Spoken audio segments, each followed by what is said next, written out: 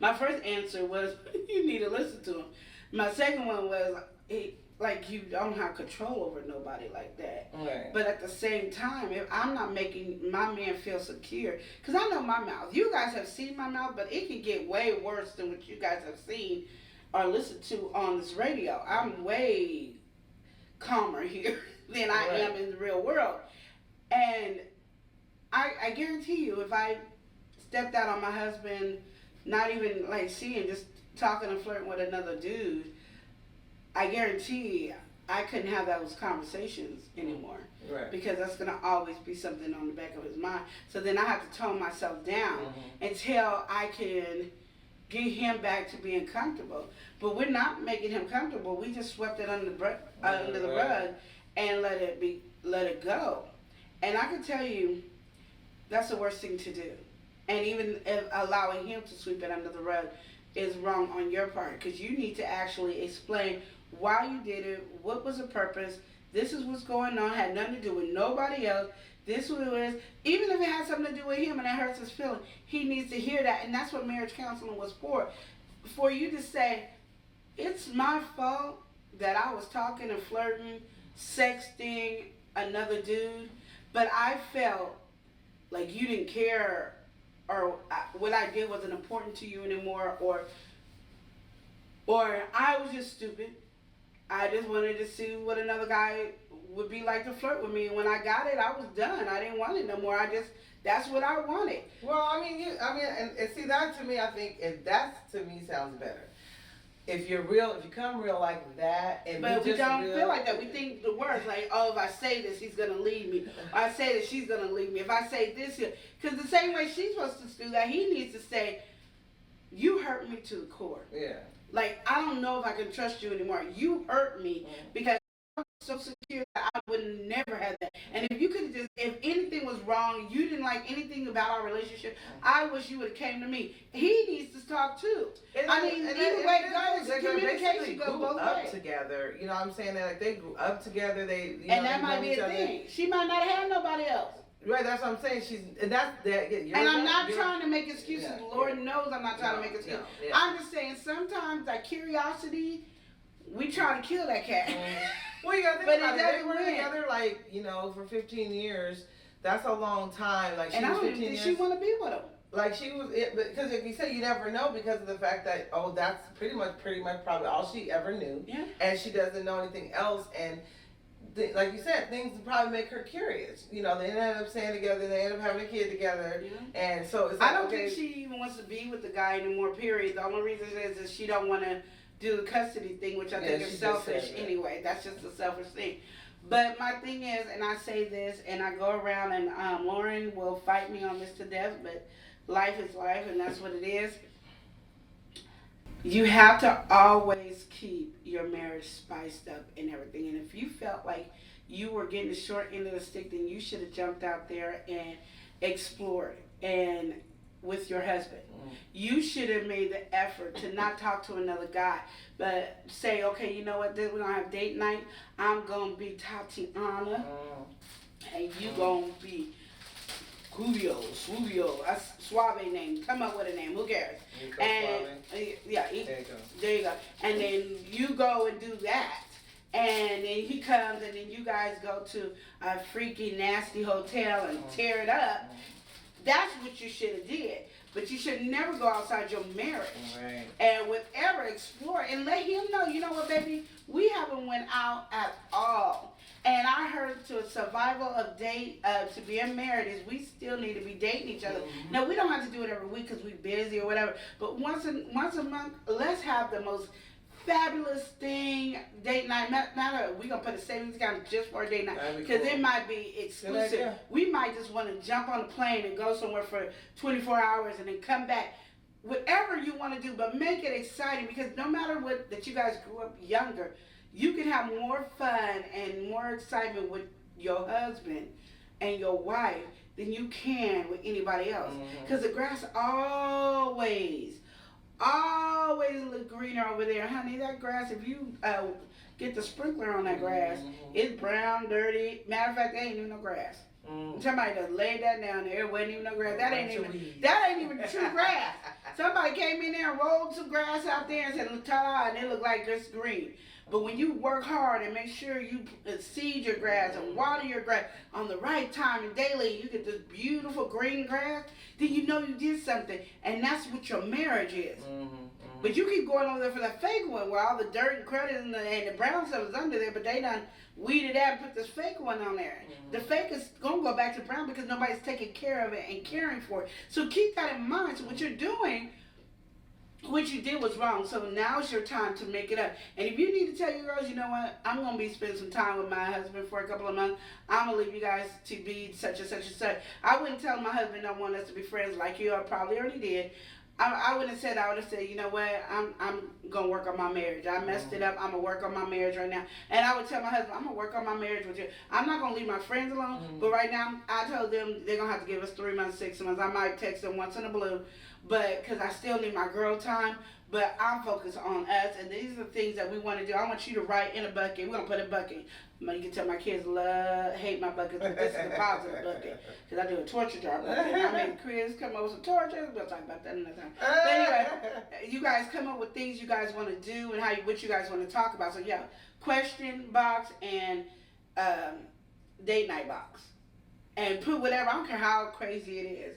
Even if one of you guys, and I don't agree with this, but even if one of you guys decide you want to do a threesome, put that in there. And then, you fake a threesome. You put a wig on, and you Sheila, you take the wig off and you Tanya. See, threesome.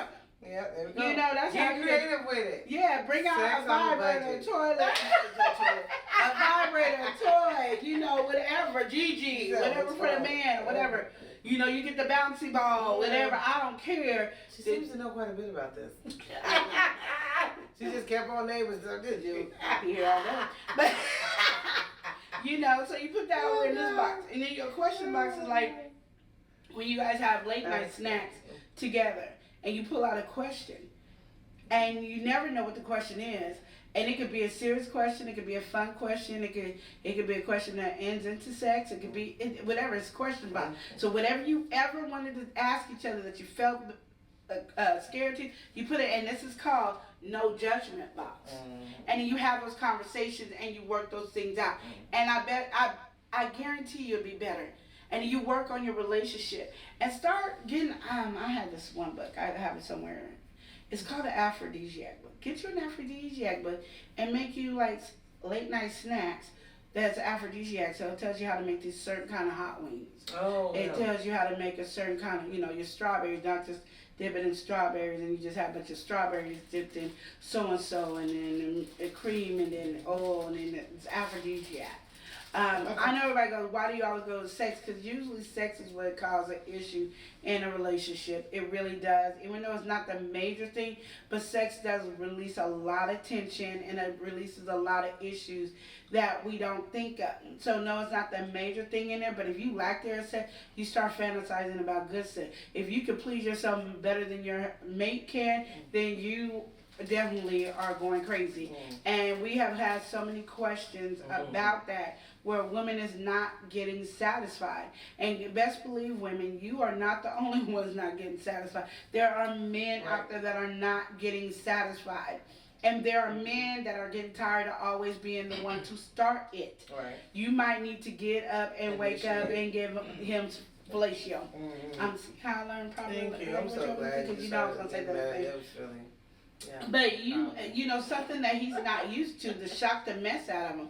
Those are things that it's okay. Wake up and, have frosting or chocolate syrup on their nipples and learn a trick on how to suck a guy's nipple or whatever. I don't know. I don't really care. Rub his thighs and make his sting arise. And then, say, meet me over here at the such and such. And he'd be like, we have a such and such. And he'll see a word that says, in Hawaii, and all you got is these fake pine trees over there, and you give them some over there under the pine tree. Conversation to the left. This one go. Conversation. I'm to healing. the I'm healing some souls right now.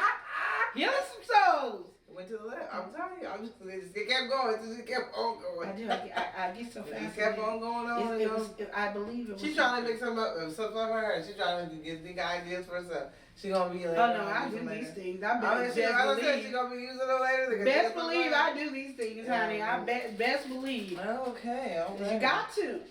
And communication, and that's what the other jar is for, is communication. Well, that's my concern too, because I'm thinking if they swept everything up under the rug, I'm pretty sure that's pretty much strained right now. That the sexual. And that's why you have a moment, like you can do it every night. Mm-hmm. What y'all would do if you're trying to mend the relationship, because he has tons of questions, and then you might have tons of questions, like he over here, well, why you looked at this other man, and you might be over here, why don't you give me a massage that doesn't end up in sex? You know, yeah. you never know what the questions is, but it's a non-judgment question, and you can't get mad. You have to answer it, not being in your feelings, not being mad, not getting angry at the person, just answer the question, and when you hear the answer, you can't get mad. You can't judge, and that has to be an agreement. So sometimes you guys might, I don't want to do the question today because I had a bad day, and I don't think it will work out today. And you probably wouldn't be able to give it your all or whatever. Yeah, because that takes a lot of work to hear somebody say something negative about you, and it might not even be negative, but it feels negative. It feels harsh. It feels attacked. And they can't do it when they had such a bad day at work. Right. So remember that is and throughout the box it should say no judgment, can't get angry, gotta support love, can't bring it up later. Yeah, can't bring it up later, you know, and all that. And you can always put the same question back in the box. But we'll come back to that because I'm not finished with that question. Okay. Because once that night's over, it's done. So then you might have to put the question back in there, and it's okay. I hate when people say, no, you throw it away and the question is gone. No, it's not. Yeah, no, it's not. It might need to go back in the box. Or I might need to rephrase that question. You are always allowed to put questions in that box. Just all I say is every time you use that box, shake it up. Because that question might come, you probably want the question to come the next time you do it, but it might not come for another 2 or 3 weeks. And then you'll have a different mindset when you hear the question. Oh yeah, time will change. And the way you answer it and the way the person accepts it. But that is what that box is for. And then you have your date night box. So you have that. You can have as many boxes you want. Be creative. All means. You know, you can say, okay, this is date night. This is sex night box. This is question box. This is hatred box. This is things I want to change box. You can have a lot of different boxes. It's your world. And understand one thing, and I tell this to everybody. Your marriage is your marriage. You can do whatever you want in your marriage. Nobody has to agree with it at all for your marriage to work. Do whatever you want to. And stop the little fantasy. Women, stop the little fantasy back in the day where we think Cinderella and Prince Charming and Snow White and all that is a real. Because they never show you marriage. They just show you the getting to the marriage. Yeah, they say happily ever after. They don't say it don't be happily ever after. No. And it can be. That's not true. It is a happily ever after. But it's not the way you fantasize from watching those shows. It's happily ever after. It's happily ever after because you worked your butt off. And when you made it to 1 year, you did good. When you made it to 5 years, 10 years, 15 years, 20 years, that's when you look at it. I had a friend who told me that I'm going to change the whole scenario. Her best friend and her best friend's husband, didn't have a successful marriage because she didn't like the way the wife was bullying the husband and whatever. And I was like, and how long they been married? Like 27 years. It's a successful marriage. You don't have to like the way. If she is fine, whatever, got nothing to do with you. Well, she done turned him from God. It's still their marriage. It's hard to make it past 5 years, 10 years, and you telling me she's 27, it's successful. It doesn't mean that they're still not going to have struggles and issues. It doesn't mean they're not going to have their fights and stuff. There's no marriage in the world that's perfect. And if you get that out your mind, that you're not going to have fights and all that, there's going to be a part of my life where I'm never going to have fights, well, you're sadly mistaken. It's unrealistic. So that bothers me because when I see, I don't care who it is. They make it 30, 40, 50, shoot, 20, I don't care, 10. I'm happy for him. I'm like, you done did it. You made it a year. Shut up, because a year is hard. You know, after 6 months, you looking at the person like, I'm tired of picking up after you. It could be either way. I don't want to cook after you no more.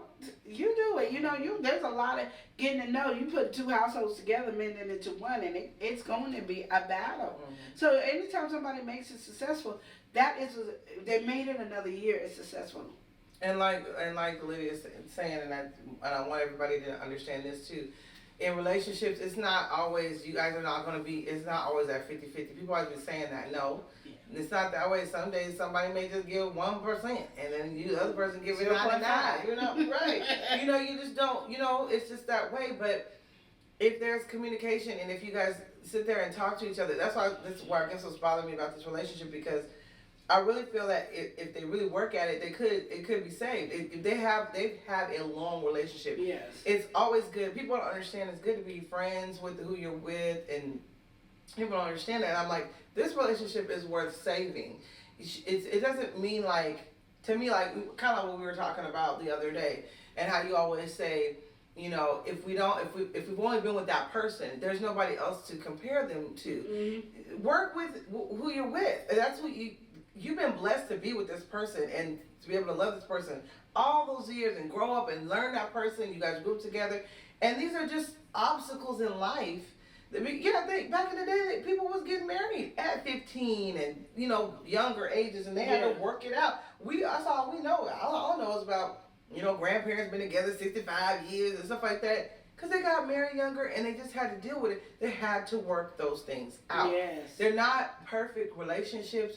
And I think for me, I had got discouraged years ago because I would see these marriages and people would always be like, oh, I've been together for this long time. And then it's like, well, I always felt like people would put this facade up, like, because it's like, okay, well, you guys act like, oh, because you've been married this long time, like, you ain't went through nothing. And I just always like the type of person, just be real. Say, hey, you know what, we ain't perfect. We done been through some stuff. That's what's keeping you guys together. That's what you guys went through, weathered the storms, and you guys are together. Be real so you can give somebody else some strength. Don't sit there and act like, oh, this is great marriage. No, y'all been through some stuff. That's why y'all still together. And show that. Sometimes people don't do that. And it took me a while to have that understanding too, because I agree with you on that so much. But when people go, it was great. It's because they don't want to relive the harshness. They don't want to, but in their mind it's like, we've been through it. We made it. We got a great marriage. Because in their mind, I didn't see us making it. Yeah. So I'm just saying, I got a great marriage. Now you sit down and say, did you have any struggles? They might, oh yeah.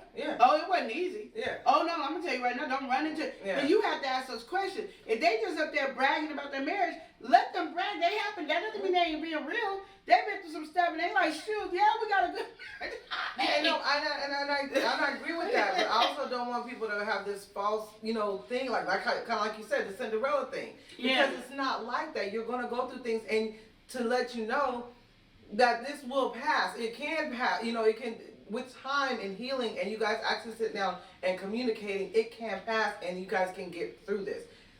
So that's why I think people should do, like, you got kids, right? Yeah. I always say you got the tripod quest. You just have tons of kids, right?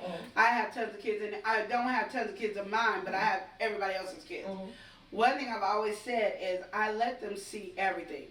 And we so busy don't letting our kids see everything that's all they have to compare is Cinderella, Snow White, and all that. Because, you know, have you seen, like, some shows, it'll go, the kid is saying, Mom, you were weak to stay with Daddy, and he did this and this and this. And then she's like, no, I actually was strong because I never did it. I had a good But because they don't have nothing to compare. Because when people, and nobody's going to go, and because I get what you're saying, but nobody's going to go walking around and say, we've been through hell. A lot of people who know the couple that have been together for that many years know they've been through hell, know some of the fights. Some people, and it might not be everybody, you might have to get 20 people to understand that they've been through some hell together, but they know it. But we need to be having these relationships in front of our kids so they can understand. Like, I'll have certain fights with my husband in front of my kids.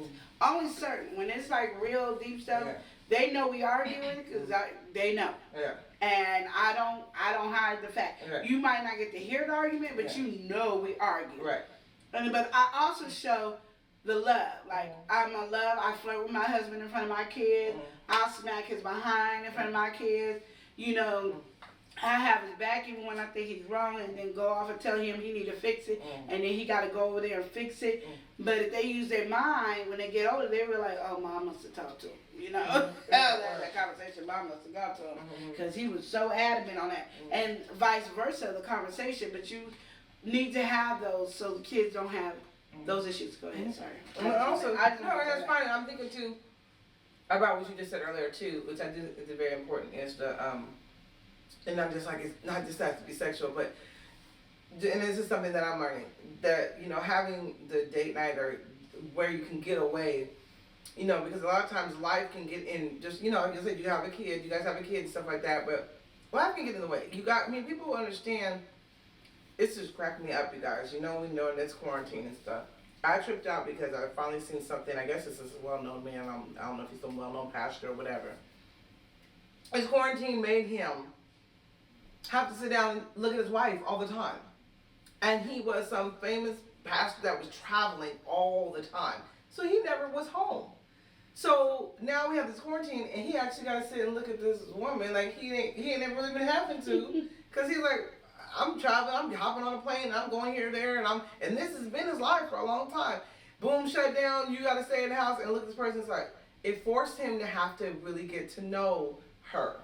And sometimes that can be a scary thing, because you can just go live your life, and you're just, okay, I'm just providing for my family. Without even realizing it. You're not, and you don't even know who you're with. That's what I'm saying. So a lot of times, if you're forced to sit down and actually get to know the person, and I mean, like, you guys could have been together. Oh yeah, you've been together 15 years, but like you said, she went to college, she did all this stuff. You guys were not around each other all the time. You guys weren't, you know, so you guys may not really know each other, and also too, because we change as we grow, and you guys have been together for a long time, so you guys can change. You guys seem like you guys were friends.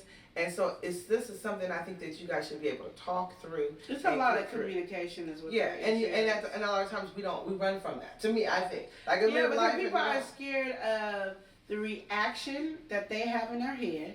That's gonna happen. Yes. Or the response. Yes. They already envision. So if I go, ooh, I need to talk to Joanne, I do not like you wearing those headscarves. How are you going to react? Now I'm more scared of how she's going to react. So it's making me not say it. And so communication then gets slushed back. And that is the biggest cause of divorce. And that is the biggest cause of any relationship ending. Right. Is the whole point of communication. So you have to have a communication. And when communication, the word communication comes out, it's not just somebody talking. It's also... Can you listen? Active and hear listening and respond. And respond on the question. Like, my kids do it all the time. I'm talking about this and they'll go somewhere. I didn't bring that up. Right. So why is that? No, I'm just saying no. So that's irrelevant to this conversation. So they don't want to. It is, and they get that from adults. I don't know what adult they get it from, because over here we are very like, I stay on the podium the whole time. And I don't know anybody in my family that's go off the point. So where they get it, I don't know. But they try to do that to get you up being mad at them. And sometimes they get away with it because I just don't feel like arguing with these damn kids. Because then, you know, I want to go to the next level. You're grounded. Right. And then, you know, there's going to be some flying words flying out that's not appropriate. So I just think of stuff like that. But communication is very much the key to any relationship. And I think that's where you guys are having issues at. And that is why you guys haven't been. Because, like I said, if you swept this under the rug, let's think of how many other things you swept under the rug. Because that's not, I mean, not saying that's not a big deal, but it is a big deal, but to me, it needs to be taken care of before it can get worse. Like, we've had so many really bad questions. You know what I mean? Like, they didn't even take, like, this can be salvaged because she didn't act, let's say, maybe act on it, like, in the sense, like, you know. But men look at it as if she did. So and there's I mean, for a women's point of view, we like, oh, she didn't do anything. Yeah. But a man's point of view is, I get it. I get that, but I'm saying that also, too, can be saved. It ain't like she just been out there, like, we done had questions where people just been out there sleeping with everybody, because it's like. But it depends on her attitude. We don't know. That's what I'm saying. This is your job, Missy, to go in there and fix it. It's your job. It's your position to go in there and fix it. It is not anybody else's position to do that. You have to. It's not even his position. You have to go fix it. And like you said, she gotta see if it's even worth it. She might be just done. It's worth it because you said I do. Yeah. That's what it's worth. It's worth it because of that. It's But that also, having a would you hope want for sick, someone to better, worse, alter- and sick as Oh, health, so- and all that. All that's in there. So if this is your word, this is go back to when I said a long time ago. Don't jump out the boat early because it ain't. It's going But to be you don't about want you. someone also too. I will have to say this, and this is just me because I know how this is.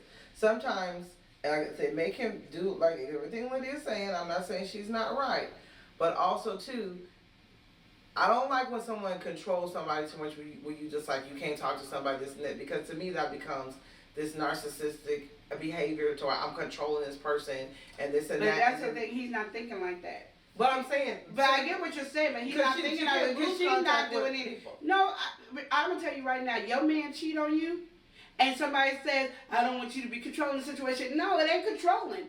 He done messed up my trust. It ain't got nothing to do with controlling. Yeah. It ain't got nothing to do with it. So if I say I don't want him to be out all night or kicking it with his friends anymore, that's what I want because he messed it up. I was fine before then. But you should be able to talk to people. But that's the thing. So everything else that I get what you're saying is null and void until she does what she needs to do to try to fix the situation, salvage the situation. Because for 2 years, she had plenty of time to salvage it, and she didn't. So then he just said, forget it. It doesn't look like it's getting any better. I don't want you around your friends. That's what that conversation is. So my thing is, she needs to salvage it. She needs to fix it. You messed up. You need to fix it. Because if it was the shoe was on the other foot, oh, you would have everybody having your back to say, oh, no, he didn't. Oh, no, he need to fix that. Or you can leave him. No, that's what I'm saying. No. Just like I want a man to jump in and fix the situation, I want her to get in there and fix the situation. And if she would have did it earlier, the conversation about friends would have never came up. And like I said, you need to put your friends on hold. Your marriage is more important than your friends. You made a vow to God, to your family, to your friend, that this is who you're going to work it out with. And you messed up, so now you need to go and jump in there and fix the situation. Not him, you need to fix it. Because somewhere in there, you didn't fix it, and now that's all he can think about. And he's trying. He's been trying to sweep it under the rug to not think about it, but it keeps coming back. Because you know why it keeps coming back? Say, keeps bringing it back to him. See, bringing it back. Because ain't nobody fix it. Ain't nobody did. You didn't put a Band-Aid over it. You didn't put the Neosporin on the sore and put a Band-Aid over it. All you did is try to let it heal naturally, and it didn't work. So you better now get the Neosporin. And now put the Band-Aid, clean it every day, and work on the relationship. Because for him not to say anything to you and tell you 2 years later he don't want you around your friend, there's something you going about life like it's to say. You having conversation with your girls like it's to say. You doing whatever you want to do, and you ain't trying to build that relationship. And now all you doing is he think he all that. And what are your girlfriends saying? Yeah, he do. I don't know what's wrong with him. I don't even know how you deal with him, because I wouldn't deal with him. No. And then now he's like saying, I don't want you around your friends. Duh. Because you need to get some friends that going to sit there and say, you wrong. Yeah. So now you got one. Lydia's saying, you wrong. Get your butt up and do your thing. And matter of fact, I'm like him. Stay away from your dang friends until you get your relationship. And stop telling these no good for nothing females that's just only having your back to nope. And you don't tell them nothing. You tell somebody who's gonna look at both sides. And even if you wrong, they're gonna be like, you need to work it out here and there. But right now you got all these people sitting up here siding with you. No, I'm not. You made your bed, lie in it, deal with it, and fix it. You don't like the way you feel, then fix the situation. Well, yeah, I guess she's right, because she just said, did I make my... She said, you made your bed, so I guess you make her. Yeah, exactly. Oh, my God. That irritates me. No. I guess my concern was that while she's going through this, trying to fix it, that she has for herself as well. I'm not just saying, that she just be for her or whatever. Her sounding boys with her girls. Well, and then that's why he said he don't want you around them. Think about it. 2 years later, he's saying, I don't want you around your friend. What do you think it is? Girl, he wrong. I don't know why you deal when you need to leave him alone. He ain't no good. He ain't no, you can do better than that. I got a friend, his name is Charles. You can be with him. Because y'all just treat you like a wild man. I mean, think about it. He didn't say the time it happened. He didn't say when you went to marriage guy. He said it 2 years after all that. You know the friends ain't saying nothing good. They ain't telling her she wrong. And they probably can't tell her she wrong because of one fact, simple fact. They only hear her side of the story. And none of them got brains to go, well, what is he doing besides that? Yeah, that's true. That's true. I would have to say that. So you know what? That is true. I mean, but and at the end of the day, you have to do what you need to do. You gotta look at it and think, okay, this is worth it. And like she said, you married him, so it's worth it. You guys have a family. It's worth doing the effort, taking the effort to do whatever you need to do to make it right. But at the end of the communication is way. That's the way. That's the key. That's what y'all need to do. The sweeping it under the rug is not gonna work. That's not gonna because it's not. I mean, you sweep it under the rug and then 2 years later it's still festering. Believe you me, that stuff hanging around for over and over and over, all these years does not work. And you can be sitting there in this relationship for years and just both of y'all just unhappy and y'all ain't even addressing the situation. Deal with it. Take the time to be with each other, talk, deal with the whole situation. So there's gonna be some healing going on, and you guys can decide what you need to do in your relationship because what you guys are doing now is not working. That ignoring stuff is not gonna work. And Lenny's right. Don't want you talking to your friends and so we hope that we helped you guys out and focus yourself and love each other. And thank you